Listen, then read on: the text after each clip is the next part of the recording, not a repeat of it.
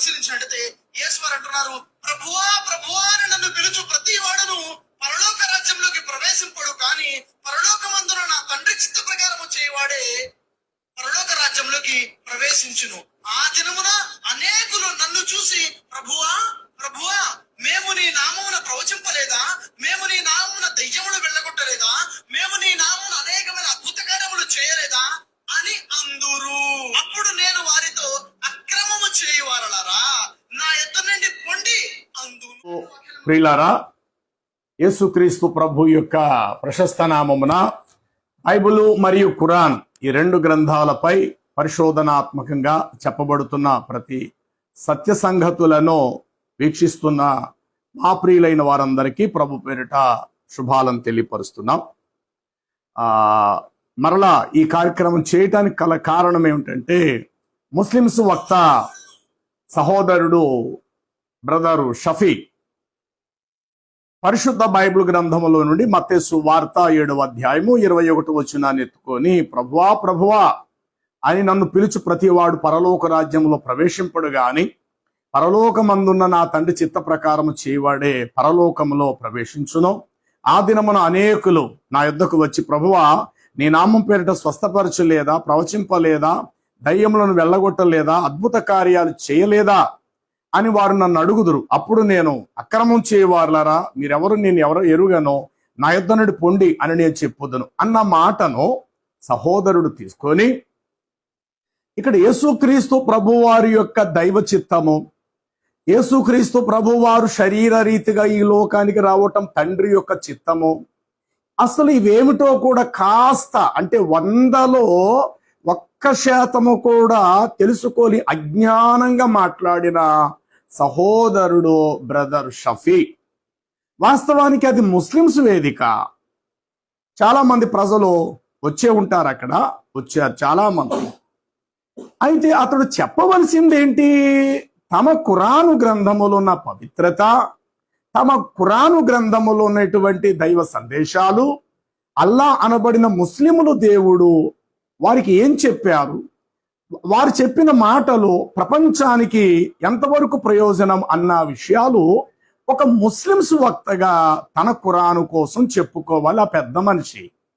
కానీ నిజానికి ఖురాన్లో చెప్పుకోవడానికి ఏమీ లేదు. ఏముంది? మహమ్మద్ జీవితం చూస్తే అంతంత మాత్రమే. ఇక ఖురానులో ఉన్న స్టోరీ చరిత్ర అంతా కూడా బైబిల్ గ్రంథములు ఇజ్రాయేలీల ప్రవక్తల కోసమే అరబ్బులు గ్రంథం అనబడిన ఖురాన్లో రాసేసుకున్నారు. ఈ కారణం చేత ఖురానులో చెప్పటానికి ఏమీ లేదు. ఒకవేళ ప్రతి ముస్లిం సున్నతి చేయించుకోవాలి అని ముస్లిమ్స్ ఎవరైనా చెప్తే అందుకు ఖురాన్లో వారికి ఆధారం దొరకదు, మళ్ళా బైబిల్ దగ్గరికే రావాలి. దేవుని యొక్క సంకల్పం ఏమిటి అనేది తెలుసుకోవాలంటే బైబిల్ దగ్గరికే రావాలి. పూర్వ ప్రవక్తల యొక్క చరిత్రలు ఏమిటి అని తెలుసుకోవాలంటే బైబిల్ దగ్గరికే రావాలి. ఇప్పుడు ఖురాన్ గ్రంథములో దావీదు ఉన్నాడు, సులైమాను ఉన్నారు. ఓకే, అసలు సులైమానుకు తండ్రి ఎవరు, దావీదుకు కుమారుడు ఎవరు? ఖురాన్ ఏం చెప్తుందా? లేదు.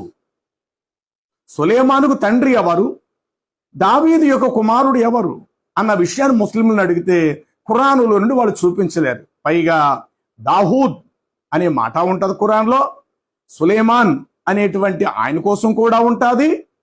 కానీ వీళ్ళిద్దరు ఎవరనేది, తర్వాత సులైమాను యొక్క తల్లి ఎవరు, సులైమాను తల్లి అనబడినటువంటి దావీదు యొక్క భార్య ఎవరు, ఆమె పేరేమిటి, ఖురానులో కనబడదు. ఈ కారణం చేత ఈ ముస్లిమ్స్ వక్తలు, దావా ప్రచారకులు, ఈ మదర్సాల్లో ఉంటూ చెప్పేటువంటి వీరంతా కూడా వాస్తవానికి ఇది మన నీతి గల గ్రంథం, మన పవిత్రంగా బ్రతకాలి, ఇలాగే జీవించాలి, శరీర శుద్ధి కంటే హృదయ శుద్ధి చాలా విలువైనది, విశేషమైంది, ఇలాంటి బోధలేవి కూడా వారు బోధించరు. కానీ కేవలం శరీరం ఉండేటువంటి శుభ్రతల కోసం చెప్తూ ఇతర గ్రంథాలు చెడ్డవి, మన గ్రంథమే నిజం అనేటువంటి భ్రమలోకి తీసుకెళ్లేటువంటి వారిలో బ్రదర్ షఫీ కూడా ఒకడు. రెండో విషయం ఏంటంటే, ఈ దావా ప్రచారకులు అనబడినటువంటి వారు, ఈ షఫీ, సిరాజు మొదలగు వీళ్ళంతా కూడా ఏం చేస్తారంటే, ఎవరైనా సందేహాలు అడుగుతున్నటువంటి వారు బయట వారు, నిజంగా ముస్లిమ్సే అడుగుతారు ఆ విషయాలు, మారువేషం వేసుకొచ్చినట్టు వస్తారు, కొంతమంది బొట్లు కూడా పెట్టుకుంటారు అక్కడ. గతకాలంలో సిరాజ్ కూడా అలాగే వచ్చేసాడు, మాట్లాడి ఇప్పుడు వక్త అయిపోయాడు ఆయన. ఇలాగ బొట్లు పెట్టుకుంటూ వస్తారు, చేతికి తాబీజులు కట్టుకుంటారు. మేము పలానా విజయవాడ నుంచి, గుంటూరు నుండి, అనంతపురం నుండి వచ్చామని చెప్తారు. వేల ప్రజల మధ్యలో వారికి సందేహం తీరిందని మేము అనుకుంటామని చెప్పేసి ఈ వక్తలు చెప్పేస్తారు. అయితే కొంతమంది నిజంగానే క్రైస్తవులు మొదలగు హైందవులు లాంటి వాళ్ళు ఎవరైనా ఒకవేళ ప్రశ్నిస్తే వాళ్ళ ఫోన్ నెంబర్లు తీసుకొని వ్యక్తిగతంగా రహస్యంగా చెప్తారు. ఇంకో విషయం ఏంటి తెలుసా, ఈరోజు క్రైస్తవ్యము యేసుక్రీస్తు రక్షకుడు అని చెప్పి పెద్ద పెద్ద బోర్డులు వీపునకు తగిలించుకొని పబ్లిక్ గా బైబుల్ని పంచిపెడుతూ, సువార్త పత్రికలు పంచిపెడుతూ, వీధుల్లో నిలబడి యేసుక్రీస్తు లోక రక్షకుడు అని చెప్తున్నారు. ఈ విధంగా క్రైస్తవులు చేయగలిగే ఇంత యథార్థంగా, ఏది దాచుకొనక, మరుగు చేయక, రహస్యముగా కాక, వేల ప్రజల మధ్య పగటిపూట పబ్లిక్ లో ప్రజలందరి సమక్షంలో యేసు లోక రక్షకుడు అని ఇంత ఖచ్చితంగా చెప్తున్నట్టు ఒక్క ముస్లిం ఏనాడైనా ఖురాన్ గ్రంథం చేత్తో పట్టుకొని పబ్లిక్ లో ఇదిగో అల్లా ఇలా చెప్తున్నారు, అల్లాని విశ్వసించండి, మొహమ్మదును దైవ ప్రవక్తను నమ్మండి అని పబ్లిక్ లోకి వారు వచ్చి చెప్పిన సందర్భాలైతే క్రైస్తవులు వీరు సువార్త చేస్తున్నట్లు వీరు చెయ్యరు. వీరంతా కూడా ఎవరు చెప్తారంటే ముస్లిమ్స్, అంటే మగవారికే చెప్తారు ఇస్లాం కోసం. ఆడవాళ్ళకి అస్సలు చెప్పరు. ఆడవాళ్ళకి ఒకవేళ ఇస్లాం కోసం చెప్తే ప్రతి స్త్రీ ప్రశ్నిస్తుంది, ఏమని, ఇంతకీ మా హక్కులేమిటి, ఇస్లాంలోకి వస్తే మా హక్కు ఎట్లా ఉంటుంది, మా హక్కులు ఎలా ఉంటాయి, ముస్లిం స్త్రీలుగా చివరికి మా ముగింపు ఏమిటి అని ఇలా చాలా ప్రశ్నించినప్పుడు మరి వాస్తవం చెప్పాలి. ఏమిటంటే ఎక్కువ శాతము స్త్రీలే నరకానికి పోతారని చెప్పి హదీసుల్లో ఉంది. పైగా ఇక్కడ ఉండే ప్రతి పురుషుడు భర్తనబడిన వాడికి స్వర్గములో అల్లా 72 మంది భార్యలు ఇస్తారు. ఈ కారణము చేత ఈ దావా ప్రచారకులు, ఈ షఫీ బ్రదర్, సిరాజ్ లాంటి వాళ్ళు పురుషులైనటువంటి వారికి ఇస్లాం కోసం సీక్రెట్ చెప్తూ, ఇందులో కొత్త మీకు ఇన్ని బెనిఫిట్స్ ఉంటాయి, ఇన్ని లాభాలు ఉంటాయి, మీ భార్య కొంచెం వ్యతిరేకంగా అయితే ఆవిడ మీరు విడాకులు ఇచ్చేయచ్చు, మీకు అందమైన స్వరూపం కలిగిన మరొక స్త్రీని చేసుకోవచ్చు, ఒకరినే కాదు 4 వరకు మీరు చేసుకోవచ్చు. ఇంత స్వేచ్ఛ ఇస్లాం మతము మీకు ఇస్తుంది. ఎందుకంటే ఇస్లాం మతాన్ని తీసుకొచ్చిన మహమ్మద్ గారే 12 పెళ్లిళ్ళు చేసుకున్నారు, మనకేమో 4 వరకు అవకాశం ఇచ్చారు. ఇది చాలా బాగుంటుంది అని చెప్పి కుటుంబంలో కొంతమంది భార్యాభర్తలకు తరచుగా పడదు, లోకరీతిగా ఏవో సమస్యలు ఉంటాయి. వాడు అంటుంటాడు, నిన్ను వదిలేస్తానే, చిచ్చి నీతో కాపురం చేయలేనే అని అంటారు. చూసారా, ఇలాంటి వాళ్ళందరూ కూడా ఈజీగా ఇస్లాంను స్వీకరించడానికి అవకాశం ఉంటుంది. ఎందుకంటే తన భార్య మీద ఆల్రెడీ కోపంతో ఉన్నాడు, వదిలేయచ్చు. పోనీ ఆవిడని అలా ఉంచుకొని కూడా ఇంకొక ఆవిడ్ని కూడా చేసుకోవచ్చు. ఇంతటి పురుషుల యొక్క శరీర వాంఛ కోరిక తీర్చటానికి ఇస్లాం మతము ఒక గొప్ప అవకాశము వారికి ఇస్తుంది. ఈ కారణము చేతి దావా ప్రచారకులు గాని, ఇలాంటి వక్తలు గాని స్త్రీలకు ఎక్కువగా ఇస్లాం కోసం చెప్పే, అంటే అంటే ఇస్లామును ఎరగని హిందూ స్త్రీలు కానీ, క్రైస్తవ స్త్రీలకు కానీ వారు చెప్పలేరు. ఎందుకంటే వారు అడుగుతారు, అసలు మా హక్కులేమిటి ఇస్లాంలో అంటే, పైనుండి కింద వరకు మీరు ముసుకేసుకోవాలా, మిమ్మల్ని ఎవరు కూడా చూడకూడదు, ఈ బానిస జీవితంలోనే జీవించాలా, మీకంటూ దైవిక స్వేచ్ఛ ఏమి కూడా లేదు, ఇంటి లోపల ఉండాలి తప్ప బయటకు కూడా మీరు రాకూడదు. కొన్ని ప్రాంతాల్లో తండ్రి కూతురు కలిసి చెయ్యి పట్టుకొని కూడా నడవకూడదు. మరికొన్ని ఇస్లాం కంట్రీస్ ఉన్నాయి, తండ్రి కూతురు ఒకే బండి మీద వెళితే గనుక ఇతడు ఈమె నా కూతురు అని చెప్పటానికి ఇతడు తన భార్యతో వివాహమైనటువంటి ఆ యొక్క లైసెన్స్ కూడా పట్టుకొని వెళ్ళాలి, లేదంటే ఆపుతారు, ఎవరు ఈవిడి అంటే. ఇలాంటి భయంకరమైన పరిస్థితులు ఇస్లాం యొక్క మార్గంలో ఉన్నాయి. ఈ కారణము చేత వీరు ఇస్లాం కోసం చెప్పటానికి నిజానికి ఏమీ లేదు. ఈ కారణం చేత మాది కరెక్ట్ కాదు అని ఇతరులు మమ్మల్ని అనే కంటే ఇతరులది తప్పు అని చెప్పేస్తే ఒక గొడవ వదిలిపోతుంది కదా అన్న భావముతోటే వీరు ఖురాన్ కోసము 101% మాత్రం మాట్లాడి 99% వీరు బైబిల్ కొరకు, యేసు ప్రభు వారి కొరకే మాట్లాడతారు. ఇప్పుడు రండి, ఈ సహోదరుడు చెప్పిన మాట మత్తయి సువార్త 7వ అధ్యాయం 21వ వచనంలో, తండ్రి చిత్తమును నెరవేర్చువాడే పరలోకంలో ప్రవేశిస్తాడని యేసు ప్రభు వారు ఖచ్చితంగా చెప్పారు. అయితే ఇప్పుడు తండ్రి చిత్తం ఏమిటనే విషయము సహోదరుడు షఫీ చెప్పాలి కదా ఇక్కడ. ఏమని, పరలోకమందున్న నా తండ్రి చిత్త ప్రకారము చేయువాడే పరలోకంలో ప్రవేశిస్తాడు అని అన్నప్పుడు మరి తండ్రి చిత్తం ఏమిటో కూడా అది కూడా చెప్పాలి కదా ఈ పెద్ద మనిషి. అది చెప్పడం మానేసి ప్రభువా ప్రభువా అని నన్ను పిలిచివాడు పరలోకానికి వెళ్ళడని చెప్పి అంతటి యేసుక్రీస్తు వేస్ట్. యేసుక్రీస్తు వల్ల ప్రయోజనం లేదు. కాబట్టి యేసుక్రీస్తుకు మీరు నమస్కరించకండి, యేసు ప్రభు వారికి ప్రార్థన చేయకండి. ఎందుకంటే యేసు ప్రభు చెప్పాడు నన్ను పిలిచివాడు పరలోకానికి వెళ్ళడు అని. వాస్తవానికి యేసు ప్రభు వారు ఆ మాట అనేటప్పుడు ఏ ఉద్దేశంతో ఆ మాట అన్నారనేది ఇక్కడ గ్రహించాలి. వినండి, ఒకడు యేసు ప్రభు యొద్దకు వచ్చి ప్రభువా ప్రభు అని చెప్తూ తన నరహత్యలు చేయటం మానకుండా, వ్యభిచారం మానకుండా, దొంగతనం మానకుండగా, చేయవలసినటువంటి అక్రమ క్రియలు చేయటం మానకుండగా, ఇప్పుడు క్రైస్తవులు ఉన్నారు, బాప్తిజం పొందారు, సరే మంచిది, ప్రతిరోజు వారు ప్రార్థన చేసుకుంటారు. కానీ ప్రభు చిత్తం ఏమిటి, యేసుక్రీస్తు ప్రభు యొక్క బోధ యొక్క విశిష్టత ఏమిటి అనేది తెలుసుకోకుండా పేరుకి ప్రభువా ప్రభు అని బైబిల్ పట్టుకుని చర్చకొచ్చేస్తే సరిపోతుందా? వీరు నరకానికే పోతారు. బాప్తిజం పొందినప్పటికీ, బైబిల్ చేతిలో ఉన్నప్పటికీ, ఎప్పుడో గుర్తొచ్చినప్పుడు వారు చర్చికి వచ్చినప్పటికీ, అసలు యేసు ప్రభు వారి యొక్క దివ్య ప్రణాళిక ఏమిటి, ఆయన శరీరధారుడుగా ఈ లోకానికి వచ్చుట కారణమేమిటి అనేది తెలుసుకోకుండా తన పాత అలవాట్లు మానకుండగా కేవలం ప్రభువా ప్రభువా అని పిలిస్తే ఏం ప్రయోజనం?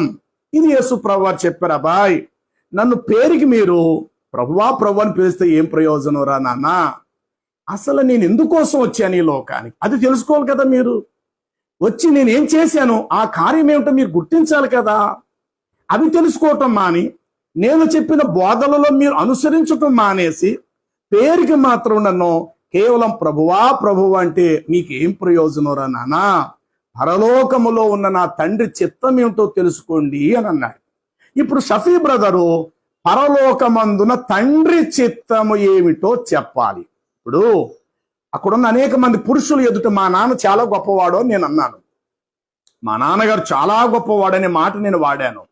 అప్పుడు చుట్టుపక్కల లాగచ్చు, ఏంటి బాబు ఇక్కడ ఉన్న వాళ్ళందరికంటే మీ నాన్న గొప్పవాడు అంటున్నావు, అసలు ఏ విషయంలో గొప్పవాడో ఒక మాట చెప్పవా అని అన్నప్పుడు అక్కడ చెప్పగలిగే సత్తా ఉన్నప్పుడే మా నాన్న లేక నా తండ్రి గొప్పవాడనే మాట నేను చెప్పాలి అక్కడ. కానీ అక్కడున్న వారందరికంటే కూడా ఒకవేళ నా తండ్రి దుర్మార్గుడు అయి ఉంటే నేను ఎట్లా నా తండ్రి ఇక్కడున్న వారందరికంటే గొప్పవాడని నేను చెప్పగలుగుతాను? కనీసం ఆలోచించాలి కదా. అంటే ఇతగాడికి తండ్రి చిత్తం ఏమిటో తెలియదు, తండ్రి చిత్తం ఏమిటో తెలియదు.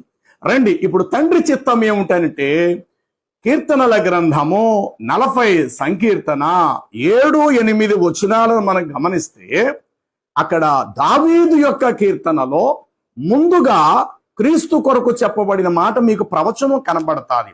ఏమని? అప్పుడు చూడండి 40 సంకీర్తన 7-8 వచనాలు. అప్పుడు పుస్తకపు చుట్టాలో నన్ను గూర్చి వ్రాయబడిన ప్రకారము ఇదిగో నేను వచ్చి ఉన్నాను. 7వ వచనం. అప్పుడు పుస్తకపు చుట్టాలు అంటే పూర్వపు గ్రంథాలలో నన్ను గూర్చి వ్రాయబడినవి నెరవేర్చుటకు ఇదిగో నేను వచ్చి ఉన్నాను అనంటూ తండ్రి నీ చిత్తము నెరవేర్చుట నాకు సంతోషం అని చెప్పి అక్కడ కీర్తనల గ్రంథము 40 సంకీర్తన 7 వచనాల్లో వ్రాయబడినది. ఇది యేసుక్రీస్తు ప్రభువారు భూలోకానికి వచ్చిన క్రీస్తు పరలోకములో ఉన్న తండ్రికి సంబంధించిన ఒక కొండ గుర్తు కలిగిన దైవ చిత్తమైన సంకల్పం. ఏమని రాయబడినది? అప్పుడు పుస్తకపు చుట్టాల నన్ను గూర్చి వ్రాయబడినట్లు దేవా ఇదిగో నేను వచ్చి ఉన్నాను అని అంటూ తండ్రి నీ చిత్తము నెరవేర్చుట నాకు సంతోషం. రండి ఇప్పుడు తండ్రి చిత్తము ఏమిటనేది ముందు తెలుసుకుందాం. షఫీ బ్రదరు యేసు ప్రభు చెప్పిన మాట మాత్రమే చెప్పాడు అక్కడ, కానీ మరి తండ్రి చిత్తం ఏంటని కాస్త లోతుగా వెళ్ళి ఆ ఆలోచన చేయాలి కదా సహోదరుడు. ఈ విషయంలో బుర్రలో దైవ జ్ఞానం కొంచెం కూడా లేదు. ఏదో 4 మాటలు వారు చెప్పిని వీరు చెప్పిని నేర్చేసేసుకొని బడాయిగా తనకు గొప్ప వ్యక్తినని ప్రచారం చేసుకోవటానికే వీళ్ళు బయలుదేరారు తప్ప అసలు ప్రజలను ఒక సన్మార్గంలో నడిపించే విషయంలో ఒక పవిత్రమైన జీవితం. యేసుక్రీస్తు ప్రభు దగ్గరికి వస్తే ఏం జరుగుద్దంటే ఒక పురుషుడికి ఒక స్త్రీ, ఒక స్త్రీకి ఒక పురుషుడే ఉండాలి. ఇది యేసుక్రీస్తు ప్రభు వారి యొక్క దివ్య బోధ. యేసును అనుసరించిన తన శిష్యులైన అపోస్తులు కూడా అలాగే చెప్పారు. భార్య బ్రతికి ఉంటుండగా ఈ పురుషుడు మరో స్త్రీతో కానీ, భార్య చనిపోయి పిల్లలు చిన్నగా ఉంటే ఆ పురుషుడు ఇంకో పెళ్లి చేసుకొని ఆ పిల్లలకు ఒక తల్లిగా తెచ్చుకోవటంలో తప్పులేదు. అలాగే ఒక స్త్రీ తన భర్తను కోల్పోతే పిల్లలు చిన్న వారిగా ఉంటే ఆ స్త్రీ మరొక పురుషుణ్ణి పెళ్లి చేసుకొని ఆ పిల్లలకు తండ్రిగా తెచ్చుకోవటంలో తప్పులేదు. కానీ కొత్త నిబంధన ప్రకారం యేసు ప్రభు వారి పవిత్ర బోధల ప్రకారం భార్య ఉంటుండగా వేరే స్త్రీని గాని, భర్త ఉంటుండగా వేరే పురుషుడిని గాని వెళ్ళటం వ్యభిచారము. కానీ ఖురాన్ విషయంలో అయితే అట్లా కాదు. కానీ ఆ శక్తి సామర్థ్యంతో 7 వరకు కూడా పెళ్లి చేసుకోవచ్చు. మొత్తం మీద 4 వరకు అయితే మాత్రం పర్మిషన్ అనుకూలం. కాబట్టి ఈ కారణాన్ని బట్టి ఈ ముస్లిమ్స్ వక్తలు రహస్యముగా వీరు ఇస్లామును అంటే క్రైస్తవులకైనా హిందువులకైనా చాలా సీక్రెట్ గా బోధిస్తారు. చూడండి, పేతురు రాసినటువంటి 2వ పత్రిక 2వ అధ్యాయము 2వ వచనం నేను చదువుతున్నాను. పేతురు రాసిన అంటే ఇట్టి వారి కోసం బైబిల్ ఏం చెప్తుందని మీరు తెలుసుకోవాలి. 2వ అధ్యాయం 2వ వచనం, మరియు అనేకులు వారి పోకిరి చేష్టలను అనుసరించి నడుతురు, వీరిని బట్టి సత్య మార్గము దూషించబడుచున్నది. అనేకులు తమ పోకిరి చేష్టల వలన సత్య మార్గము దూషించబడునట్లు వారు నడుచుకొందురు. ఇట్టి వారిని బట్టి అసలు సిసలైన దైవ సంబంధమైన నిజ సత్య మార్గము దూషించబడును. వారు అధిక లోబులై, అంటే ఇలాంటి షిరాజు సఫీ లాంటి వారు అధిక లోభత్వం, లోబి, అధిక లోభులై కల్పనా వాక్యములను చెప్పుచు మీ వలన లాభమును సంపాదించుకొందురు.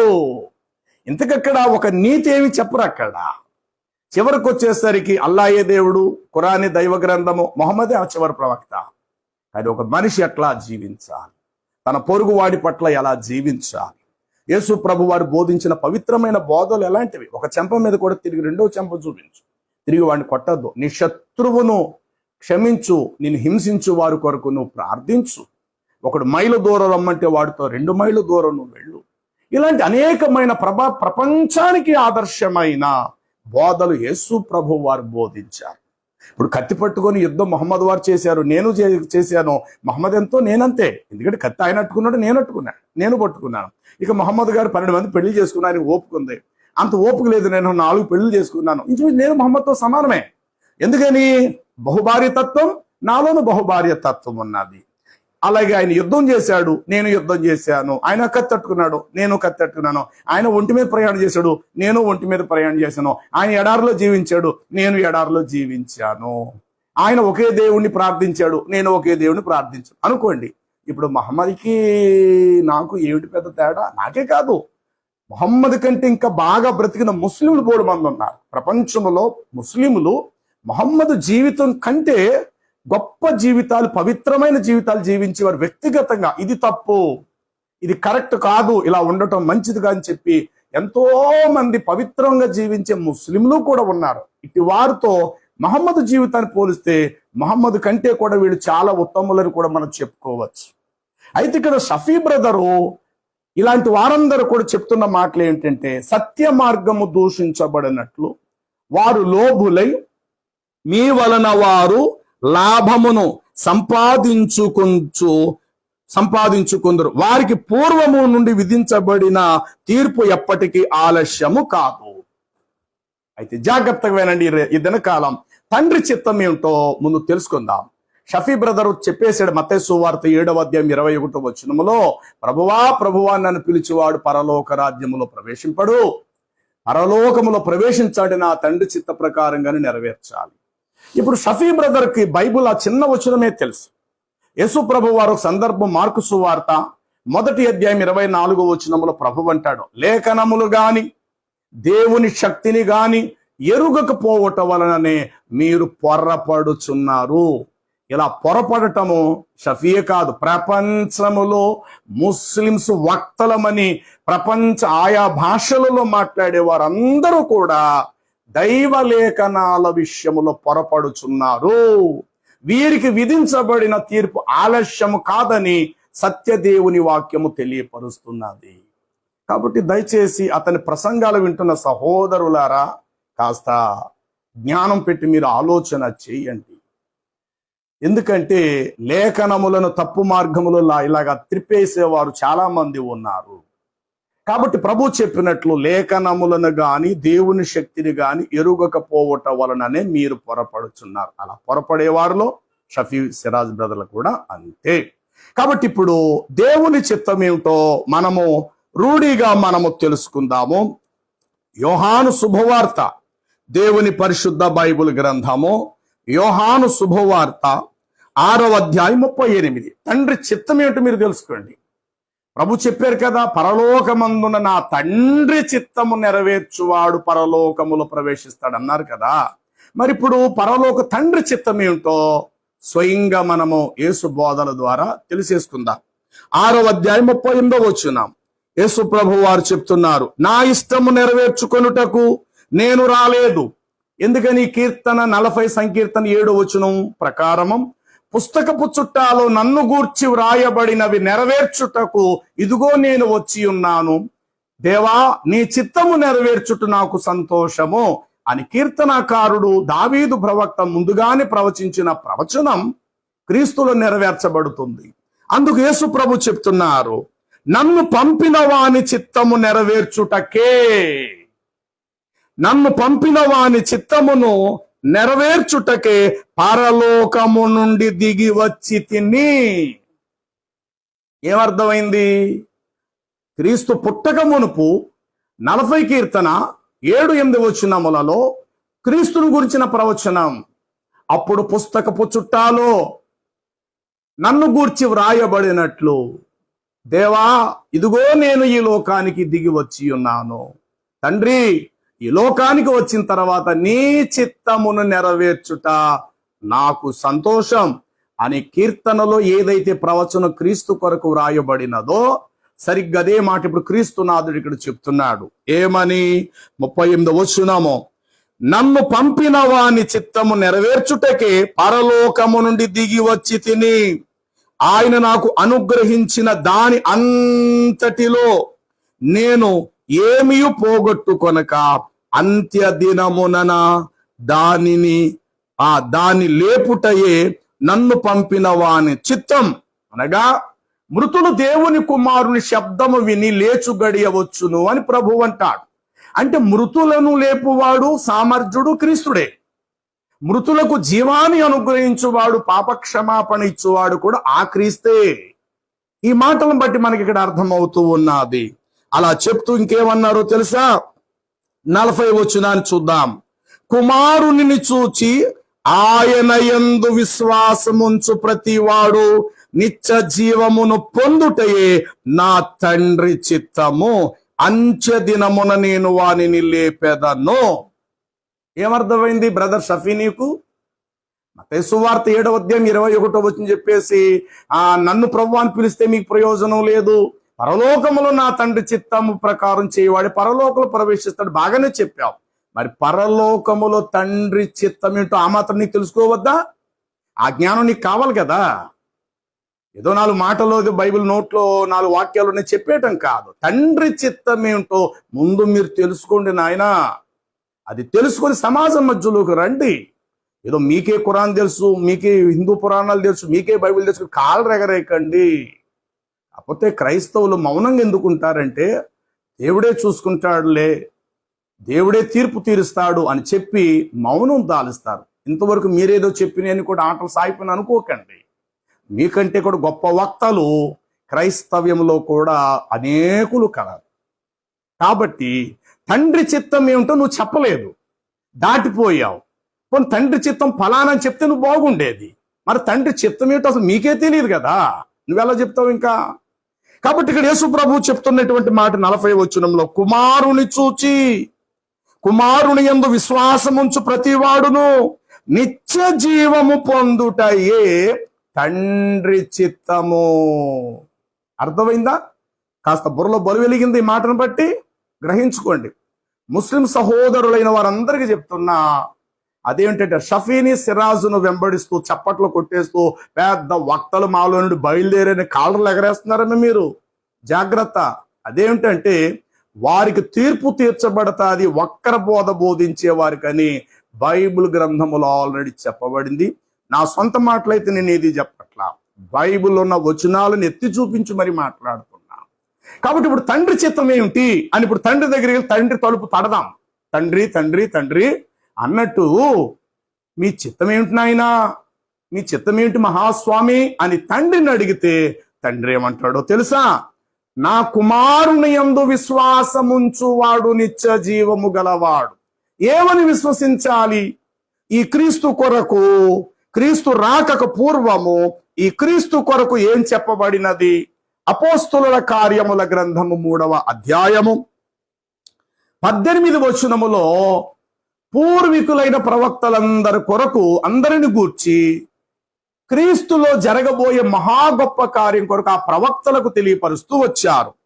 అయితే దేవుడు తన క్రీస్తు శ్రమపడుట సమస్త ప్రవక్తల నోట ముందుగానే ప్రచురపరిచిన విషయములు ఇలాగు నెరవేర్చెను. ఏమిటట? ఆది నుండి దేవుడు తన క్రీస్తు శ్రమపడునని సమస్త ప్రవక్తల నోట ముందుగా ప్రచురపరిచిన విషయములలో ఇలాగు నెరవేరును. ప్రభు సముఖము నుండి విశ్రాంతి కాలములు వచ్చు వరకు మీ కొరకు నియమించబడిన క్రీస్తు యేసు ఆయనను పంపునట్లును 40 కీర్తనలో నీ చిత్తము నెరవేర్చుటకు నేను దిగి వచ్చి తిని నేను వచ్చి ఉన్నాను. ఆ క్రీస్తును ఈ లోకానికి పంపుటలో తండ్రి చిత్తం ఇక్కడ నెరవేర్చబడుతుంది. ఏమని? క్రీస్తు యేసును ఆయన పంపునట్లు మీ పాపములన్నీ తుడిచివేయబడు నిమిత్తము మారు మనస్సు నొంది ఆయన తట్టునకు తిరుగుడి. అన్నిటికీ కుదురుబాటు కాలము వచ్చునని దేవుడు ఆది నుండి తన పరిశుద్ధ ప్రవక్తల నోట పలకించెను. అంతవరకు యేసు పరలోకవాసి ఉండుట ఆవశ్యకం. మరియు మోషే ఇట్లనెను, ప్రభువైన దేవుడు నా వంటి ఒక ప్రవక్తను మీ సహోదరులలో నుండి మీ కొరకు పుట్టించును. ఆయన మీతో ఏమి చెప్పినను అన్ని విషయములో మీరు ఆయన మాట వినవలననియు ఆ ప్రవక్త మాట వినని వాడు ప్రజల్లో ఉండకుండా సర్వనాశనమగును. మరియు సమూయేలు మొదలుకొని ఎందరో ప్రవక్తలు ప్రవచించిరో వారందరూ ఈ దినమును గూర్చి ప్రవచిస్తూ వచ్చిరి. ఆ ప్రవక్తలకు దేవుడు అబ్రహాముతో నీ సంతానము యందు భూలోక వంశములు ఇలాగూ ఆశీర్వదించబడినని చెప్పి మీ పితరులతో చేసిన నిబంధనకు మీరందరూ వారసులై ఉన్నారు. ఎందరో ప్రవక్తలు, కానీ ఇక్కడ బైబిల్లో 1,24,000 మంది ప్రవక్తలు లేరు సుమా. మీరు సొంతంగా ఖురాన్లో లేని మాట మీ సొంతంగా కల్పించుకొని చెప్పుకుంటున్నారు. 1,24,000 మంది ప్రవక్తలు అల్లా సుబ్హానహు ఈ భూమి మీద పంపించారు, మీరు సొంతంగా డొప్పు కొట్టుకుంటున్నారు. కానీ బైబిల్ ఒక క్రమం గలది. ఎందరో ప్రవక్తలు, కానీ ఇక్కడ సంఖ్య పలానని చెప్పలా. ఎందరో ప్రవక్తలు రాబోయే మెస్సయ్య రక్షకుడని క్రీస్తు కొరకే వారు ప్రవచనాలు ప్రవచిస్తూ క్రీస్తు శ్రమపడుననియు ఆయన చంపబడిననియు తిరిగి లేచి పరలోకమునకు ఎక్కిపోననియు ఆయనే 2వ రాకడలో హయామత్ ఆఖరి దినాన మరల 2వసారి ఆయన వస్తాడని కూడా ప్రవక్తలెందరో ముందుగా ప్రవచించారు. కాబట్టి ఇప్పుడు తండ్రి చిత్తం ఏమిటంటే తన క్రీస్తు శ్రమపడుననియు తన క్రీస్తు అనబడిన తన కుమారుని యందు విశ్వాసం ఉంచవలననేది తండ్రి చిత్తము. బైబిల్ చాలా అద్భుతమైన గ్రంథం. బైబిల్ నీకు అర్థం అవ్వాలంటే బైబిలును ఏ ఆత్మచేత ప్రేరేపించబడిన వారి ప్రవక్తలు లాంటి వారు లేక అపోస్తులు దైవ బిడ్డలు రాసినారో ఆ ఆత్మజ్ఞానము నీవు నేను కలిగి ఉంటేనే మనకు అర్థమవుతుంది. సహోదరుడా షఫీ, బ్రదర్ సిరాజ్, మీకే చెప్తున్న ఈ మాటలో 10 మందిలోకి వచ్చి మీకు నోట్లో నాలుక చక్కగా మాట్లాడేస్తున్నారని చెప్పి మాట్లాడేయటం కాదు, కానీ ఒక దినాన తీర్పు ఖచ్చితంగా పొందుతారు. కాబట్టి ప్రేమతో చెప్తున్నా, కలిపి చెరిపేటువంటి మాటలు చెప్పి దేవుని ఉగ్రత మీ మీదకు రప్పించుకోకండి. మీరేదైనా చెప్పాలంటే మీ ఖురాన్ కోసం చక్కగా చెప్పుకోండి. వినగలిగిన వారు వింటారు, ఇస్లాంను స్వీకరించే వారు స్వీకరిస్తారు, అది సంతోషం. కానీ పబ్లిక్ వేదికలలో ఏసు ఇలా చెప్పారు, బైబిల్ ఇలా చెప్పారు, బైబిల్ పూర్తిగా తప్పు, ఖురాన్ గ్రంథమే కరెక్ట్, అలాగే మీరు చెప్పి దాటిపోయే ప్రయత్నాలు చేయబాకండి. ఇది మీ దృష్టి, అది దేవుని దృష్టికి కరెక్ట్ కాదు. మీరు నమ్మింది ఏమైనా మంచి ఉంటే చెప్పండి, 10 మంది ఆస్వాదిస్తారు. నాకు చెప్పండి, ఇస్లాంలో ఇంత మంచి ఉందో నేనే వస్తాను. ఇస్లాం ఇంత పవిత్రమైంది నాకు చెప్పండి అయ్యా. 35 సంవత్సరాలు అయింది యేసు ప్రభువుని నేను నమ్మి. 35 సంవత్సరాలు చాలా మంది వక్తలు వచ్చారు, నన్ను ప్రశ్నించడానికి వచ్చారు, తిరిగి మౌనంగా వారు వెళ్ళిపోయారు. కొన్ని ఇప్పుడైనా అవకాశం ఉంది, చెప్పండి మీ ఇస్లాంలో ఏ మంచి ఉంది, మొహమ్మదులో ఏ పవిత్రత ఉంది, ఇస్లాం ద్వారా నడుచుకుంటే లోకానికి ఒరిగేది ఏంటో చెప్పండి, అందులో నా మంచి అని చెప్పండి.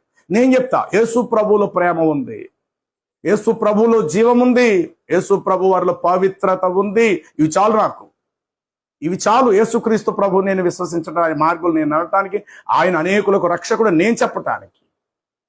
ఇప్పుడు నా తండ్రి మంచోడని నేను చెప్పినప్పుడు ఆ మంచోడు నేను చెప్పాలి కదా, అలా చెప్పకుండా మౌనంగా ఉండటం కరెక్ట్ కాదు కదా. కాబట్టి ఇక్కడ తండ్రి చిత్తం ఏమిటంటే క్రీస్తు పరలోకము నుండి ఈ లోకానికి వచ్చి మనుషుల పాపముల నిమిత్తం విమోచించబడుట, అలా విమోచన కార్యము జరిగించటమే తండ్రి చిత్తం. ఇదే మాట యేసు ప్రభు వారు చెప్పారు. మనం చదువుకున్న యోహాను సువార్త ఆ యొక్క 6వ అధ్యాయము 38 వచనము నుండి ఇక్కడ అంటాడు ఏమని, నన్ను పంపువాని చిత్తము నెరవేర్చుటకే పరలోకము నుండి నేను దిగి వచ్చి తిని, ఆయన నాకు అనుగ్రహించిన దాని అంతటిలో దేనిని నేను పోగొట్టుకొనక అంచె దినమున వానిని లేపుటే నన్ను పంపిన వాని చిత్తమయున్నది. కుమారుని చూచి ఆయన యందు విశ్వాసముంచు ప్రతి వాడు నిత్య జీవం పరలోకములో ప్రవేశించుటయే నా తండ్రి యొక్క చిత్తం. మీకు అర్థమవటానికి సింపుల్ గా చెప్తాను, వినండి. ఇప్పుడు తండ్రి దగ్గరికి వెళదాం అనుకుందాం. తండ్రి దగ్గరికి తండ్రి తలుపు తట్టి, తండ్రి తండ్రి అన్నట్టు మీ చిత్తం ఏమిటి నాయన? భూలోకులు యేసు ప్రభు వారు ఇలా చెప్పారు, ఏమనంటే నన్ను మీరు ప్రవ్వా ప్రవ్వా అని పిలిస్తే మీ ప్రయోజనం లేదు నాయన, పరలోకమందు నా తండ్రి చిత్తం నెరవేరిస్తేనే మీ పరలోకానికి వెళ్తారని యేసు ప్రభు వారు భూలోకంలో మాకు చెప్పారు. అందుకు మేము నిన్ను అడగడానికి మీ దగ్గరికి వచ్చాము. కాబట్టి తండ్రి అసలు మీ చిత్తం ఏమిటి అని ఇప్పుడు తండ్రిని అడుగుదాం. అప్పుడు తండ్రి ఏం చెప్తాడు తెలుసా? కుమారుని ముద్దు పెట్టుకొనుడి. ఇది 2వ కీర్తనలో వ్రాయబడిన 13వ వచనం. 2వ కీర్తనలో ఆ మాట ఉంటుంది, ఏమనంటే కుమారుని ముద్దు పెట్టుకొనుడి, లేని ఎడల ఆయన కోపించును. అంటే కుమారుని ముద్దు పెట్టుకోవడం అంటే అర్థం ఏంటి? అసలు ముద్దు ఎవరిని పెడతాము? ముద్దు పెట్టామంటే ఇష్టపడుతున్నాం అనేది అర్థం కదా. ఒక వస్తువుని అని ముద్దెట్టుకున్నట్టు ఆ వస్తువుని ఇష్టపడ్డా. కొందరు బంగారం ఇచ్చామనుకోండి కళ్ళకి ఇలా అద్దుకొని అని ముద్దెట్టుకుంటారు. ఒక ఖరీదైన బట్ట ఇచ్చామనుకోండి, ఎప్పుడు లేనటువంటి వస్త్రం వాళ్ళకి ఇస్తే వారి కళ్ళకి అద్దుకుని దాన్ని ముద్దు పెట్టుకుంటారు. ఖరీదైన భోజనం పెట్టామనుకోండి, వారి కళ్ళంతా నీళ్లు పెట్టుకుంటారు. కొంతమందికి లేని వారికి ఖరీదైన భోజనం పెడితే కళ్ళకి అద్దుకుంటారు. అంటే ఇష్టపడుట అని అర్థం, స్వాగతించుట అని అర్థం. కాబట్టి 2వ కీర్తనలో ప్రభువు చెప్పినటువంటి అక్కడ పరిశుద్ధాత్ముడు చెప్పిన మాట 12వ వచనములో ఉంటది, కుమారుని ముద్దు పెట్టుకొనుడి, లేని ఎడల ఆయన కోపించును. అంటే తండ్రి కోపమును చల్లార్చాలి అనన్నా, తండ్రిని యందు ఇష్టపడాలన్నా కుమారుని ముద్దు పెట్టుకొనుడి. ఆ కుమారుడే ప్రభువైన క్రీస్తు. అపోస్తుల కార్యములు 13వ అధ్యాయము 33వ వచనాన్ని చదివితే ఇట్లా వ్రాయబడి ఉంటుంది, ఏమనంటే 2వ కీర్తన యందు ఇదిగో నేను కుమారును కని ఉన్నాను. ఈ మాట 2వ కీర్తనలో వ్రాయబడింది అనేటువంటి మాట అపోస్తుల కార్యములు 13వ అధ్యాయము 33వ వచనములో ఇట్లా వ్రాయబడింది. అదేమనగా యేసును లేపి మృతులలో నుండి మన పితరులకు చేసిన వాగ్దానము మన పిల్లలకు నెరవేర్చి ఉన్నాడని మేమును మీకు సువార్త ప్రకటిస్తున్నాము. అలాగే నీవు నా కుమారుడవు, నేడు నేను నిన్ను కంటిని అని 2వ కీర్తన యందు వ్రాయబడి ఉన్నది.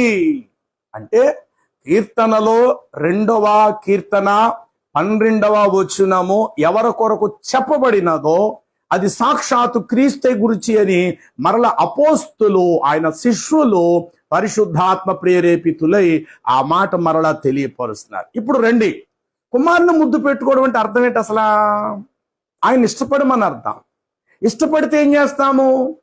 ఆయన చిత్తాన్ని మనం నెరవేరుస్తాం. తండ్రి చిత్తము నెరవేర్చుటకు క్రీస్తు వచ్చెను, క్రీస్తును అంగీకరించటమే తండ్రి చిత్తము. మరలా చెప్తున్నాను, తండ్రి చిత్తమును నెరవేర్చుటకు క్రీస్తు ఈ భూలోకానికి వచ్చెను, క్రీస్తును అంగీకరించటమే తండ్రి చిత్తము. ఇది వాస్తవం. కాబట్టి ఇప్పుడు కుమారుని యందు విశ్వాసముంచువాడు నిత్య జీవము గలవాడు. యేసుక్రీస్తు వారి కొరకు బైబిల్ గ్రంథములో తండ్రి చిత్తమును గురించి అనేక కోణాలలో తెలియపరుస్తూ వచ్చారు. మత్తయి సువార్త 3వ అధ్యాయం 17వ వచనాన్ని మీరు గమనిస్తే, యేసు ప్రభు వారి యోర్దాను నదిలో బాప్తిజం పొందినప్పుడు మహామహిమ నుండి ఒక శబ్దం వినిపించబడినది. అదేమిటంటే, ఇతడు నా ప్రియ కుమారుడు, ఇతని యందు నేను ఆనందించుచున్నాను. 2వ కీర్తన యందు, నేను ఇదిగో నీవు నా కుమారుడు అనియు నేడు నేను నిన్ను కంటిని అని ఆయన చెప్పుచున్నాడు. కావున కుమారుని ముద్దు పెట్టుకొనుడి, లేని ఎడలా కోపించును. అనగా కుమారుడు అనగా క్రీస్తు. ఆయన యందు విశ్వాసం ఉంచువాడు నిత్య జీవం గలవాడు. అదే తండ్రి యొక్క చిత్తం. యోర్దాను నదిలో ఉన్నప్పుడు ప్రభు పరలోకం నుండి వచ్చిన శబ్దం ఏంటో తెలుసా? ఇతడు నా ప్రియ కుమారుడు, ఇతని యందు నేను ఆనందించుచున్నాను. అంటే నీవు క్రీస్తును అంగీకరించటమే తండ్రికి సంతోషం. వాడికి పరలోకం దొరుకుతుంది. ఒకడు వ్యభిచారం విడిచిపెట్టకుండా, దొంగతనం మానకుండా, చేత్తో బైబిల్ పట్టేసేసుకొని ఏదో చర్చికి వెళ్ళిపోతూ ప్రభా ప్రభా ప్రభా ప్రభా అంటే ఎవరికి పరలోకం దొరుకుతుంది? ఎవరికి దొరకదు. అలా ప్రవర్తిస్తే నాకు కూడా రేపు పొద్దున పరలోకం లేదు. పేరుకి ఏదో నేను ప్రభు పేరు ఉచ్చరిస్తున్నాను, జీవితం మార్పు లేదు, బ్రతుకులో సరైనటువంటి స్థితిలో నేను నడవట్లేదు. బాప్తిసం అయితే తీసేసుకున్నాను, నడవడి సరిగా లేదు. సుఖం ఏంటి? నీ నామమున మేము అద్భుతాలు చేశాము, దయ్యాలు వెళ్ళకపోయినవి, రోగులు బాగుపడ్డారంటే అన్ని అవసరమా? ఇవన్నీ ఏ పాస్టర్ వల్ల జరగవు. దేవుని నామమును ఉచ్చరించుట చేత అక్కడ అద్భుతాలు జరుగుతాయి. మనుషుల నామం, మక్బూల్ గారి నామంలో దయ్యం వెళ్ళిపోమంటే దయ్యం వెళ్ళిపోదు. పలానా జోసఫ్ గారి నామములోను పలానా వారి నామములు వెళ్ళబట్టి దయ్యాలు వెళ్ళిపోవు. యేసుక్రీస్తు నామమున రోగులు బాగుపడతారు.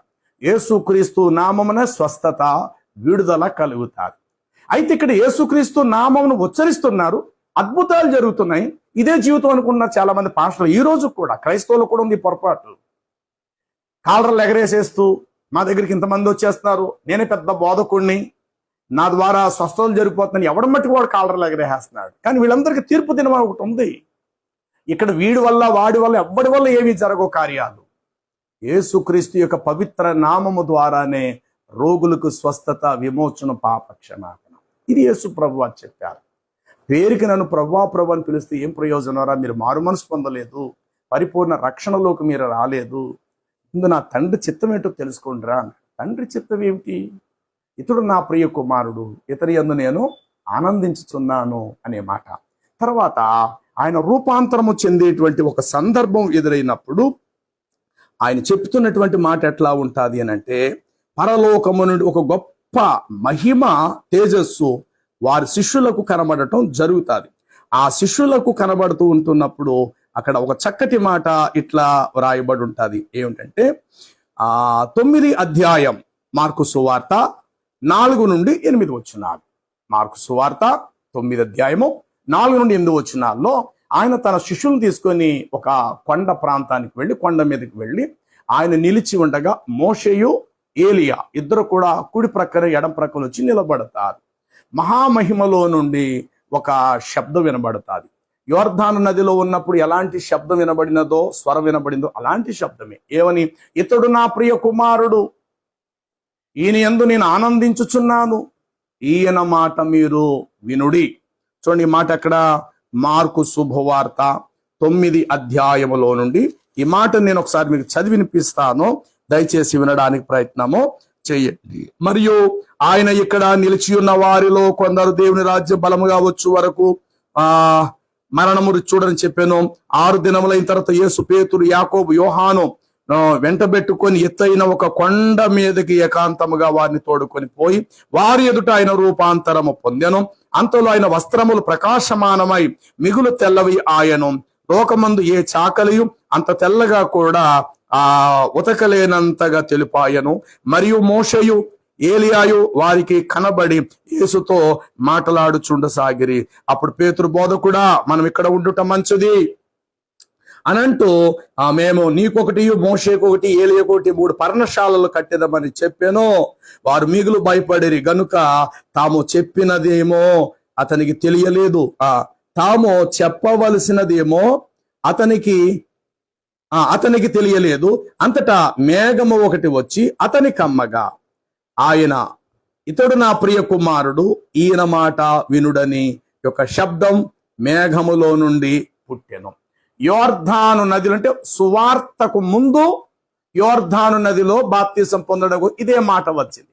ఇప్పుడు శిలువ శ్రమలకు వెళ్ళబోయే ముందు ఆయన రూపాంతరం చెందేటువంటి ఒక అనుభవం ఇక్కడ కూడా ఇదే మాట వినిపిస్తే ఇక్కడ అద్భుతమైన విషయం ఏంటంటే ఈయన మాట మీరు వినండి అన్నాడు. ఈయన మాట వినండి అనేటప్పుడు అక్కడ ఈరోజు బైబిల్ స్కాలర్స్కే కానీ చాలా వరకు బహుశా ఈ విషయం తెలియచ్చు తెలియకపోవచ్చు, కానీ ప్రభు నాకు బయలుపరిచింది, నేను మీకు తెలియపరుస్తున్నాను. అక్కడ మోషే ఉన్నాడు, రెండోది ఏలియా ఉన్నాడు, వీరిద్దరి మధ్య యేసు ప్రభు ఉన్నారు.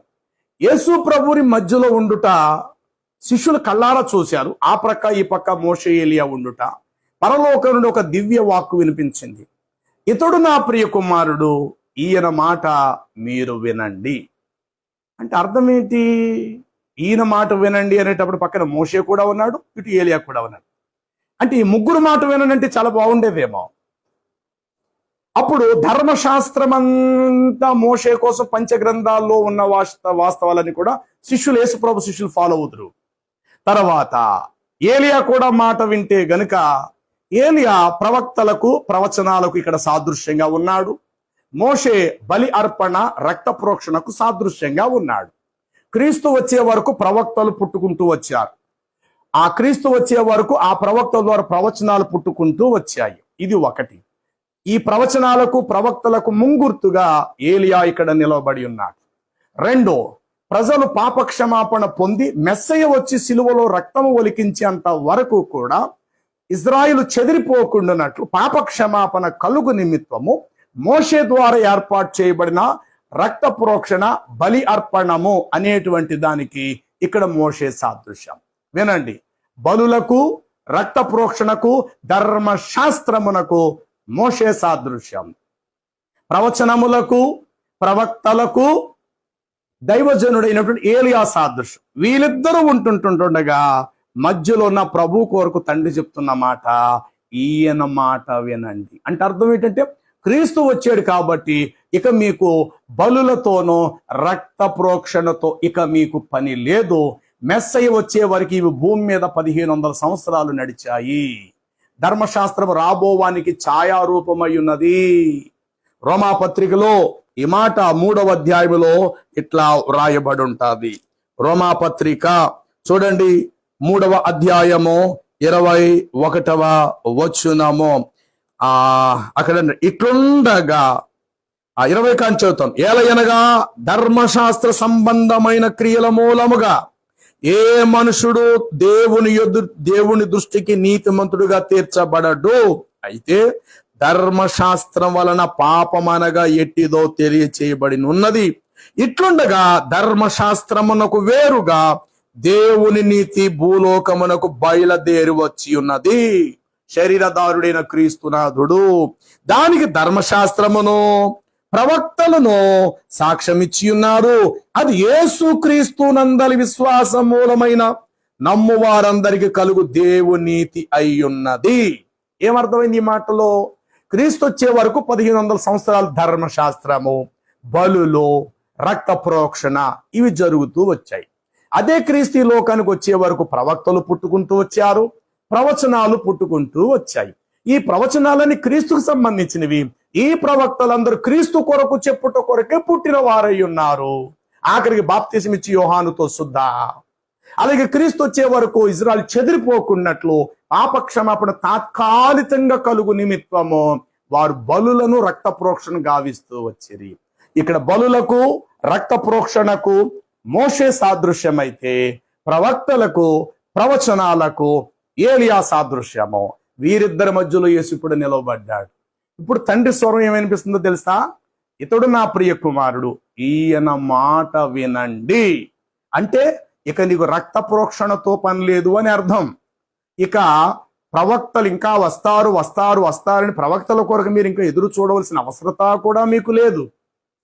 ప్రవచనాలు ఏం చెబుతారా, ప్రవక్తలు ఎప్పుడు పుడతారా, ఎక్కడ పుడతారా, ఏం ప్రవచనాలు ప్రవచిస్తారని ఇక ప్రవచనాల కోసం మీరు ఎదురు చూడవలసిన పని కూడా మీకు లేదు. ఏ బలులు అర్పిద్దామా, మచ్చలేని గొర్రెలు ఎక్కడ దొరుకుతాయి మీరు వెతుక్కోవలసిన పని కూడా లేదు. ఈయన మాట వింటే సంపూర్ణులు మీరు కాగలుగుతారు అనేటువంటిది తండ్రి చిత్తము. దయచేసి తండ్రి చిత్తం ఏమిటో తెలుసుకోకుండా నోరుందని గబగబ మాట్లాడటం అసలు కొంచెం కూడా జ్ఞానం లేదు ఈ బ్రదర్ షఫీకి. ప్రభా నన్ను పిలిచేవాడు పరలోకానికి వెళ్ళిపోడు, పరలోకమందున నా తండ్రి చిత్తం నెరవేర్చేవాడు. మరి తండ్రి చిత్తం చెప్పాలి కదా నువ్వు. తండ్రి చిత్తం ఏమైంది బైబిల్లోనే, అదే బైబిల్లో చూపించు నువ్వు. అదే బైబిల్లోంచి యేసుక్రీస్తు మాట ఎత్తుకున్నావు కాబట్టి అదే బైబిల్లోంచి తండ్రి చిత్తం ఏమిటి చెప్పు. ఇప్పుడు దానియేలు గ్రంథము 4వ అధ్యాయంలో ఒక మాట ఇట్లా వ్రాయబడి ఉంటుంది. దానియేలు గ్రంథము 4వ అధ్యాయాన్ని మీరు గమనిస్తే గనుక 35వ వచనంలో ఉంటుంది. ఆయన పరలోకపు సేన ఎడలను భూనివాసులందరి ఎడలను ఆయన తన చిత్తమును జరిగించువాడు. ఆయన చేయి పట్టుకొని నీవు చేయుచున్నది ఏమిటి అని ఆయనతో చెప్పి వాదించు తగినవాడు ఎవడు ఈ భూమి మీద లేడు. ఆయన సమస్తము తన చిత్త ప్రకారంగా జరిగించువాడైనాడు. పరలోక కోట్ల దూతల మధ్యలోను భూనివాసులందరి ఎడలను తండ్రి తన చిత్తమును జరిగించువాడు. అదే సంకల్పం క్రీస్తులు సంపూర్ణంగా నెరవేర్చు నిమిత్తమై క్రీస్తు ఈ లోకానికి వచ్చాను. చూడండి, నిర్గమాకాండము 24వ అధ్యాయము 38 వచనాన్ని మీరు గమనిస్తే గనుక నిర్గమాకాండము 24వ అధ్యాయము 24వ అధ్యాయము నిర్గమాకాండము 8వ వచనాన్ని నేను చూద్దాం. అప్పుడు మోషే రక్తమును తీసుకొని ప్రజల మీద ప్రోక్షించి, ఇదిగో ఈ సంగతులు అన్నిటి విషయమై యెహోవా మీతో చేసిన నిబంధన రక్తము ఇదే అని చెప్పాను. అంటే క్రీస్తు రక్తము చిందించే వరకు మోషే మొదలగు వచ్చినటువంటి ఆనాటి యాజకులందరూ కూడా రక్త ప్రోక్షణ గావించి ప్రజల మీద ప్రోక్షిస్తూ ఇదిగో ఇదే మీకు నిబంధన రక్తం అన్నారు. కానీ అసలు సిసలైన గొర్రె పిల్ల ఈ లోకానికి రావాల్సి ఉంది. అప్పటి వరకు ఈ బలులు 1500 సంవత్సరాలు నడిచాయి. ప్రవక్తలు పుట్టుకుంటూ వచ్చారు క్రీస్తుకు పూర్వము. అలాగే ప్రవచనాలు ప్రవచనాలు చెప్పబడుతూ వచ్చే క్రీస్తు వచ్చే వరకు యెషయా చెప్పాడు, కన్యక గర్భవతి కుమారుని కనును. ఒక ప్రవచనం, ఇదిగో కన్యక గర్భవతి కుమారుని కనును అని ప్రవక్త యెషయా చెప్పినట్లు ఈ సంగతులు ఇలాగూ జరిగెను. ఇది అద్భుతం. కాబట్టి పాత నిబంధనలో ఉన్న ప్రవచనాలు క్రీస్తు కొరకు సంబంధించి, పాత నిబంధన బలి అర్పణం యొక్క రక్త ప్రోక్షణలు క్రీస్తు నాదునికి సంబంధించిన వాస్తవాలు. ఈ కారణం చేత అటు మోషేను ఇటు ఏలియాను ఇరుప్రక్కల పెట్టి ఇతడు నా ప్రియ కుమారుడు, ఈయన మాట మీరు వినండి. ఇప్పుడు యేసు మాట ఏమిటి? యేసు మాట వింటేనే తండ్రి చిత్తాన్ని మనం నెరవేర్చిన వారు అవుతాము. యేసు మాట ఏమిటి అని అంటారా? యేసు చెప్పాను, నన్ను విశ్వసించువాడు నిత్య జీవము గలవాడు, పరలోకము నుండి వచ్చిన వాడు నేనేననియు, పరలోక తండ్రి చిత్తము నెరవేర్చుటకు భూలోకమునకు నేను వచ్చానని విశ్వసించువాడే నిత్య జీవము గలవాడు, ఇదే నా తండ్రి చిత్తం. తర్వాత నమ్మి బాప్తిస్వము పొందినవాడు రక్షింపబడును అన్నాడు. ఇది యేసు ప్రభు వారు చెప్పిన మాట. దీన్ని నెరవేర్చండి, తండ్రి చిత్తంలోకి మీరు వస్తారు. రెండవది, పరలోకము నుండి అనుగ్రహించబడిన జీవ ఆహారమును నేనే, నన్ను భుజించువాడు, నా రక్తమని చెప్పి సేవించువాడు, నన్ను భుజించువాడు నిత్య జీవం పొందుటయే నా తండ్రి చిత్తము, అంచె దినమును నేను వాణిని లేపుదును. పరలోకము నుండి దిగి వచ్చిన మన్నాను నేనే అన్నాడు. అంటే బాప్తిజం పొందాలి. అలాగే ప్రభు మరణానికి ముందు ఒక రొట్టెను విరిచి శిష్యులకి ఇచ్చి ఆ రొట్టెను తన శరీరముగా జ్ఞాపకం చేసుకోమని చెప్పారు. ఇది ఆనాటి 2000 సంవత్సరాల లగాయత్ ఈ రోజు వరకు భూమి మీద జరుగుతుంది. ప్రతి సంఘములో కూడా రొట్టె విరుస్తూ ప్రభు మరణాన్ని జ్ఞాపకం చేసుకుంటారు. ద్రాక్ష రసం, అప్పుడప్పుడే ద్రాక్ష పండ్లు పిండి ఆ రసాన్ని కొద్దిపాటి బయట వేసవి కాలంలో కూడా అక్కడక్కడ ఫ్రూట్ జ్యూస్ అమ్ముతారు. ఆ విధంగా ద్రాక్ష రసం తెచ్చి ఎర్రగా ఉంటుంది. ప్రభువా, ద్రాక్ష పండు పిండితే అందులోంచి రసం బయటకు వస్తుంది, అది పిండబడకపోతే రసం బయటకు రాదు. అలాగే నిన్ను పిండితే నీలోంచి రక్తం బయటకు వచ్చింది అన్న దానికి సాదృశ్యం ద్రాక్ష పండు.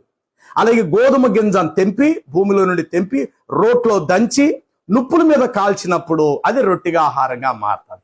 అలాగే పరలోకములో ఉన్న క్రీస్తు అక్కడ నుండి తెంపబడి భూలోకము రోట్లోకి వచ్చి దంచబడి మండుటెండలో కొయ్యస్సిలువ మీద ఒక పెనము మీద కాల్చబడినట్లు, నుప్పుల మీద కాల్చబడినట్లు ఆయన కాల్చబడ్డాడు. ఇది విమోచన. సాదృశ్యం. కాబట్టి ఇప్పుడు బాప్తీసం పొందటం తండ్రి చిత్తం యేసు బోధల ప్రకారం. రెండో, ఇది నా శరీరం, ఇది నా రక్తం అని చెప్పి దీనిని పుచ్చుకున్నవాడే తన తండ్రి చిత్తము నెరవేర్చువాడు. అంత్యదినమున నేను వానిని లేపేదను.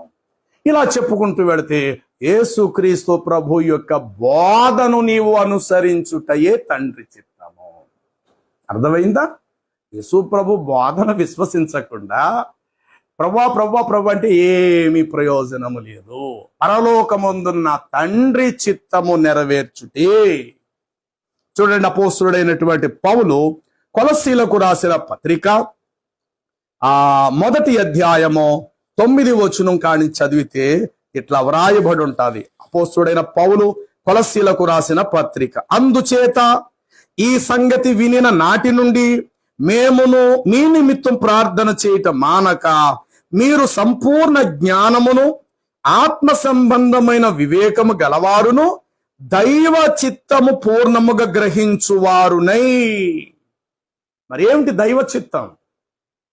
దైవ చిత్తము క్రీస్తు సిలువ వేయబడి చనిపోయి పునరుద్ధానుడై తిరిగి లేచుట, దానిని భూలోక మానవులు విశ్వసించుటయే తండ్రి చిత్తం.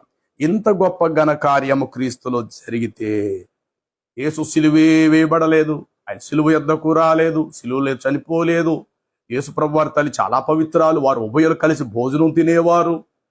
యేసు ప్రభు వారి యొక్క తల్లి చాలా గొప్ప మరియం సూర్య మరియంలో ఆమె కోసం రాయబడి ఎంతో పవిత్రాలు. ఈ డైలాగులొద్దు, అసలు ముఖ్యమైన ప్రణాళిక చెప్పండి. క్రీస్తు సిలువ వేయబడ్డాడు బైబిల్ ప్రకారము. మత్తయి సువార్త 26వ అధ్యాయం 26వ వచనం చెప్పాడు, ఇదిగో ఇది నా శరీరం, పరలోకము నుండి పంపబడినటువంటి, ఇదిగో నేనే, ఇది నా నిబంధన రక్తం, ఇది నా శరీరం అని ప్రభు చెప్పారు. ఆ అధ్యాయం గడిచిన తర్వాత ఆయన గెత్సెమనే తోటలోకి వెళ్ళి పట్టబడ్డారు. ఈ మాటలు క్లియర్గా మత్తయి, మార్కు, లూకా, యోహానులో రాయబడ్డాయి. అంతటా ఆయనను సైనికులు బంధించారు, ఆయనను తీసుకొచ్చి సిలువ వేసిరి. ఒకదాన్ని నిన్ను నమ్మటం అసాధ్యమవుతాదేమో చెప్పి 4 సువార్తల్లో కూడా చెప్పబడింది. 4 సువార్తల్లో క్రీస్తు సిలువ వేయబడ్డారనే ఉంటుంది. 4 సువార్తల్లో కూడా ఆయన సమాధి నుండి లేచిననే ఉంటుంది. మరి ఇంత అద్భుతం ఒకరి వల్ల ఒక సాక్ష్యము సత్యము కాదు, ఒకరి మాట, 2-3 నోట మాట, ఆ మాట సత్యం స్థిరపరచబడును. ఈ కారణం చెప్తే 3 కంటే అధికంగా 4వ సువార్త మత్తయి, మార్కు, లూకా, యోహాను 4 చేత చెప్పబడింది. యేసు చనిపోయెను, సమాధి చేయబడెను, యేసు సమాధి నుండి తిరిగి లేచెను.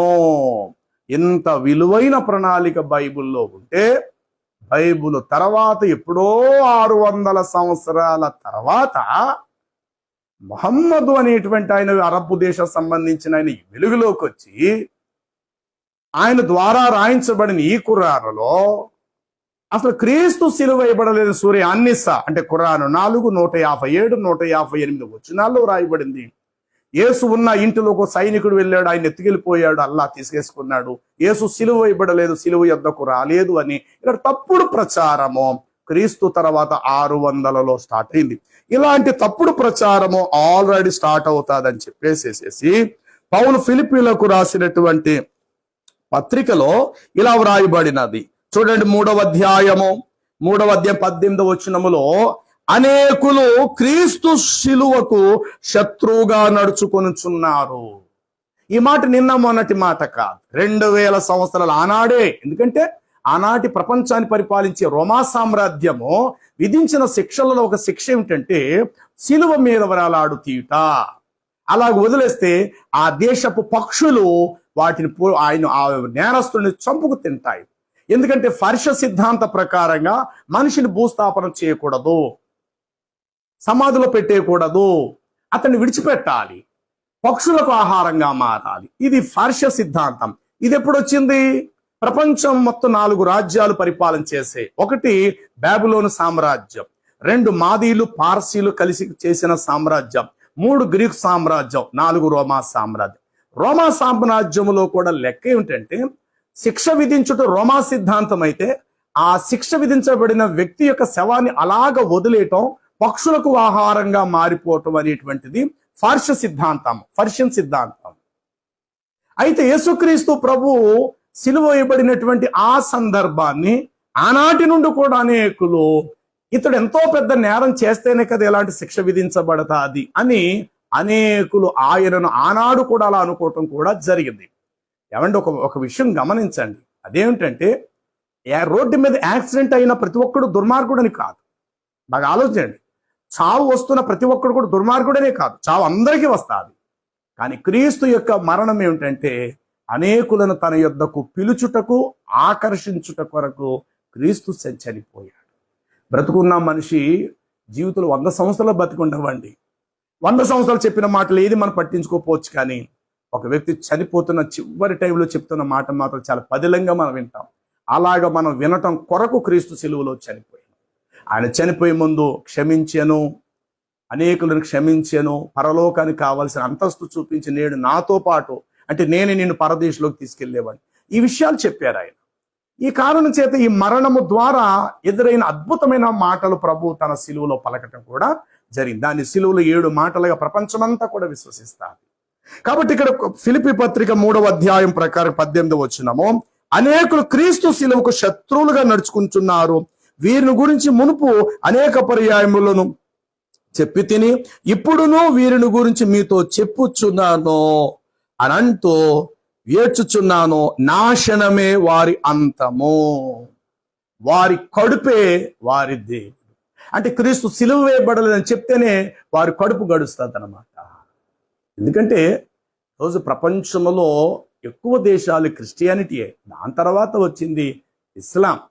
ఒక ఆయన నాతో అన్నాడు, ఏమని, మక్బుల్ గారు, నిజం ఎప్పుడు తక్కువగా ఉంటుంది, అబద్ధం చాలా విస్తారంగా పెరిగిపోతుంది, ఇస్లాము తక్కువ దేశాలు ఉంది, క్రిస్టియానిటీ ఎక్కువ దేశాలు ఉన్నంత మాత్రాన నిజమని మనం నమ్మటానికి లేదు, ఎందుకంటే అబద్ధం ఎక్కువ దూరం వెళ్ళిపోతుంది, నిజము తక్కువ దూరం ప్రయాణం చేస్తుంది అన్నాడు. అప్పుడు నేను ఆయనతో మాట చెప్పా, సరే బ్రదర్, ఎక్కువ ఏదైతే ఉందో అది అబద్ధం అని మీరు అంటున్నారు క్రిస్టియానిటీ, తక్కువగా ఉంది కాబట్టి ఇస్లాం కరెక్ట్ అని మీరు అంటున్నారు కాబట్టి, ఇప్పుడు ఈ భూమండలం మీద ఆ హిందుత్వం అనేటువంటిది పెద్దదా, ఇస్లాం అనేటువంటిది పెద్దదా అని నేను అడిగా. దానికి ఆయన అంటాడు, ఇస్లామే పెద్దది. మరి అప్పుడు హిందూ మతంతో పోలిస్తే మీ ఇస్లాం తప్పే కదా, అప్పుడు మీరందరూ కలిసి హిందూ మతంలోకి వెళ్ళిపోతారు, బాగుంటారు. ఎందుకంటే పెద్దదిగా కనబడింది ప్రతిదీ కూడా నిజం కాదు, నిజం అనేది కొరసుగా చిన్నగా ఉంటుంది. క్రిస్టియానిటీ 157 దేశాలపై వరకు ఉంది, ఇస్లాం దాదాపు 56 దేశాల వరకు ఉంది. కాబట్టి ఎక్కువగా ఉన్నది కాబట్టి అది అబద్ధం, నిజం అనేది తక్కువగా ఉంటుందని అన్నావు కాబట్టి ఇస్లాం పెద్దదా హిందూ మతం పెద్దదా ఇప్పుడు ప్రపంచం మీద అంటే ఇస్లామే పెద్దది. మరి ఆ మాటకు వస్తే హిందూ మతంతో పోలిస్తే ఇస్లాం తప్పే కదా ఇప్పుడు. మరి అప్పుడు నువ్వేం చెయ్యాలి, ఇస్లాం మతాన్ని విడిచిపెట్టి తక్కువ అనేదే నిజమని నువ్వు నమ్ముతున్నావు కాబట్టి నువ్వు హిందూ మతంలోకి వచ్చే బ్రదర్ అన్నాను.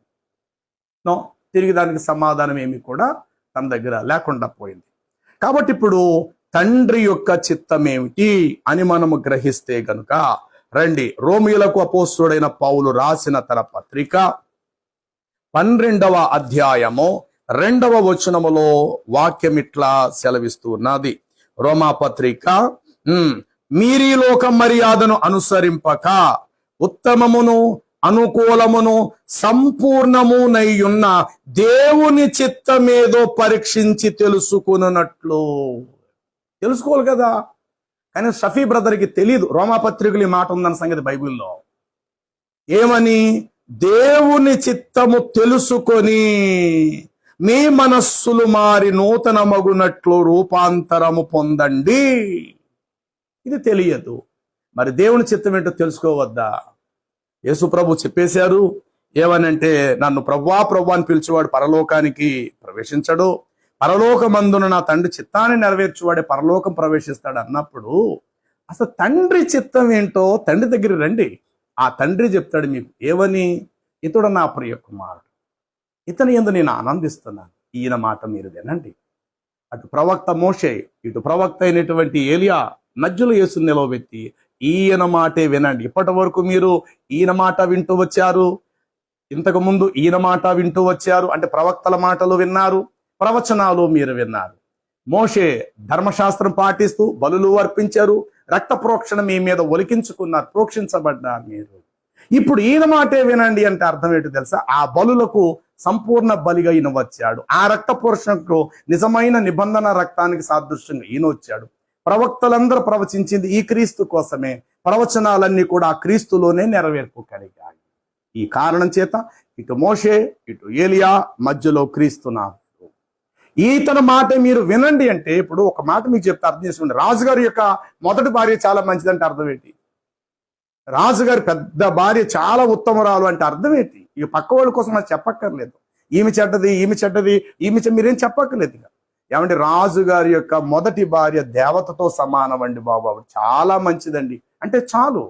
అలాగే ఈయన మాట మీరు వినండి అంటే పక్కోళ్ళ మాట వినండి అని చెప్పట్లేదు. అయినా మీరు అర్థం చేసేసుకోవాలి. ఇక్కడ ఈయన మాట వినండి అంటే ఇంతవరకు మీరు బలును గూర్చి మీరు విన్నారు, రక్త ప్రోక్షణ గురించి మీరు విన్నారు, ప్రవక్తలు చెప్పి విన్నారు, ప్రవక్తలు ప్రవచించే ప్రవచనాలు విన్నారు. ఇవన్నీ కలిపి క్రీస్తులో సంపూర్ణంగా నెరవేర్చబడటమే తండ్రి చిత్తము. కాబట్టి షఫీ బ్రదర్కి నేను తెలియపరిచే విషయం ఏంటంటే, కాస్త జ్ఞానంగా బైబిల్ చదవండి. మీ ఖురాన్ ఎలాగా మీరు చదవరు. ఎందుకంటే మీరు చెప్పేదేమో ఖురాన్లో ఒక వచనం చెప్పి ఎవరో ఫలానాయన ఉల్లేఖనం ప్రకారం ఎవరో చెప్పాడు ఈ హదీసులు చెప్పుకుంటూ పోతారే తప్ప అల్లా ఇచ్చిన గ్రంథము ఖురాన్ అన్నప్పుడు ప్రతిదీ ఖురాన్లోంచి మీరు మాట్లాడండి. అది సమాజానికి మంచిది. ఇప్పుడు క్రైస్తవులు బయట చరిత్ర ఏమి కూడా మేము చెప్పం. ఆది కాండ నుండి ప్రకటన వరకు క్రైస్తవులకు ఏదైతే ఇవ్వబడింది ఈ బైబిల్ అన్న విషయాలు మాత్రమే చెప్తాం. ఎస్, అంతే.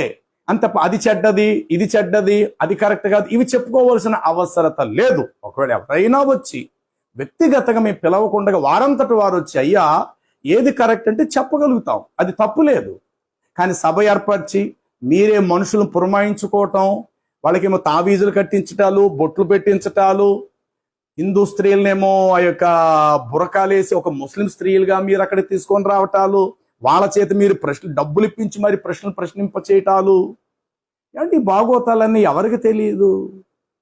కాబట్టి సహోదరుడా, షఫీ బ్రదర్, నీకే చెప్తున్నా, యేసు ప్రభు వారి యొక్క చిత్తమో తండ్రి చిత్తమే కుమారుడైన క్రీస్తులో నెరవేర్పిన సంపూర్ణ దైవ చిత్తము.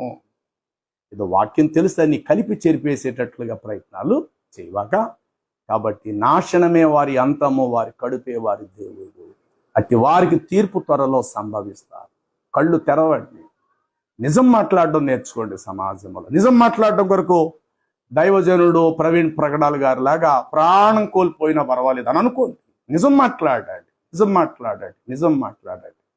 అంత కడుపుని నింపుకునే ప్రయత్నంలో రూపాయి డబ్బులు వెనకేసుకునే విషయములలో ఖురాన్ కోసం మీరు చెప్పడం మానేసి వేదికల మీద బైబిల్ కోసం చెప్తూ ఏదో మీకు తోచిన 4 మాటలు చెప్పి ప్రజలను భ్రమలో నడిపించేసి గలిబిలి చేసేసి అలాంటి బోధలు చేయబాకండి. ఎందుకంటే మీరు మనుషులే, మేము మనుషులే, అందరూ చచ్చిపోతాం.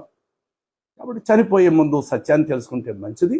అలాగే నా ముస్లిం సమాజ వర్గానికి నేను తెలియపరుస్తున్న విషయం ఏంటంటే, ఈ బ్రదర్ షఫీ చెప్పే సిరాజు, అలాగుననే ఆ యొక్క జాకిర్ నాయకు, గతకాలంలో ఉన్న అహ్మద్ దీదాద్, ఇంకెలా ఎంతోమంది పుట్టగొడుగులా పుట్టుకొచ్చారు.